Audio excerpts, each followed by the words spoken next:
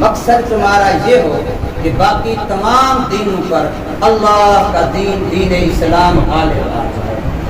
اب جب میں مکلف ہوں کہ سارے عالم پر،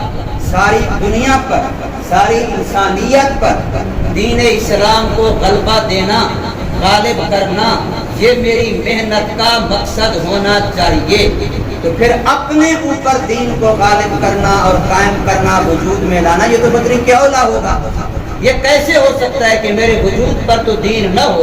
اور میرا نعرہ یہ ہو کہ میں نے پوری دنیا پر دین اسلام کو غالب کرنا ہے؟ یہ تو ناممکن سی بات ہے، مذاق سی بات ہے، جھوٹ بن جائے گا کہ میرے اپنے وجود پر تو دین نظر نہیں آتا،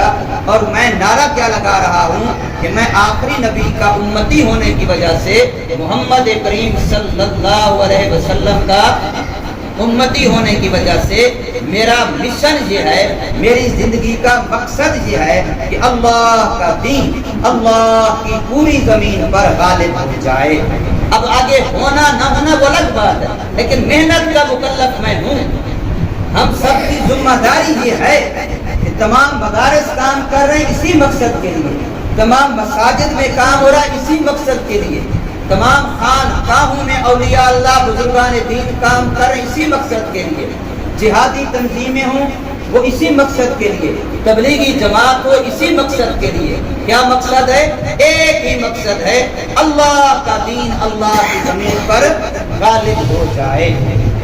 یہ مقصد ہے۔ اگر یہ مقصد ہے تو محنت کا رخ صحیح ہے، اور اگر یہ مقصد نہیں ہے تو محنت کا رخ صحیح نہیں ہے۔ جو بھی دین کے عنوان سے، دین کے حوالے سے محنت کر رہا ہے، اس کا مقصد یہی ہے کہ اللہ کی زمین پر اللہ کا نظام چلے، اللہ کا قانون چلے۔ جب پوری زمین پر اللہ کا قانون نافذ کرنا یہ میرے لیے میرا مقصد ہے اور میری محنت کا محور ہے، تو پھر میرے اپنے وجود پر دین کا ہونا یہ تو پہلے ہے، ابتدا ہے۔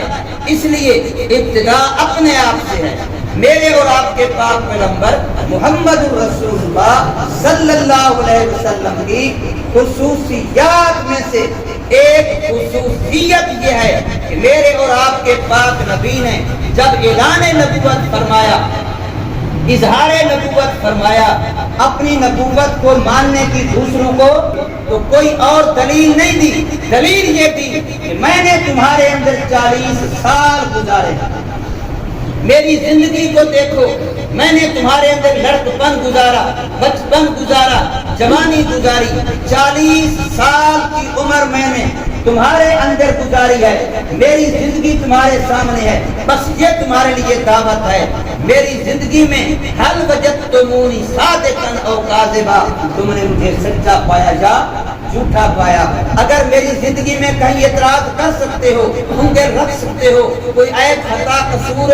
نکال سکتے ہو، چیلنج ہے اپنوں کو بھی بیگانوں کو بھی، لیکن سب نے کہا جربناکا مرارا، ہم نے آپ کا بار بار تجربہ کیا، اور تجربے کے بعد بھی ہم نے سوائے سچ کی آپ کی زبان سے کبھی کچھ اور نہیں سنا۔ کبھی آپ نے کسی کے ساتھ دھوکہ نہیں کیا، غلط بیانی نہیں کی، غیبت نہیں کی، چغلی نہیں کی، جھوٹ نہیں بولا، بہتان ترازی نہیں کی، کسی پر الزام تراشی نہیں کی۔ یہ ہے میرے پیغمبر صلی اللہ علیہ وسلم کا سب سے پہلا اپنی نبوت کی دلیل کے لیے وہ پوائنٹ جو میرے حضور نے پیش کیا ہے کہ میری زندگی کو دیکھو، میں نے تمہارے اندر 40 سال کا عرصہ گزارا ہے، اس میں خوشیاں بھی ہوتی ہیں، غمیاں بھی ہوتی ہیں، پیار بھی ہوتا ہے، غصہ بھی ہوتا ہے، حاجت بھی ہوتی ہے، فلاں بھی ہوتا ہے، لیکن کسی حال میں بھی میری زبان نے کبھی جھوٹ نہیں بولی، کبھی خیانت نہیں کی، کبھی کسی پر الزام، کبھی کسی کی غیبت، کبھی کسی پر بہتان، کبھی کسی کے بارے میں کوئی عیب جوئی، چغل خوری نہیں کی۔ یہ پاک زبان ہونا یہ میرے نبی کی نبوت کی سب سے پہلی نشانی۔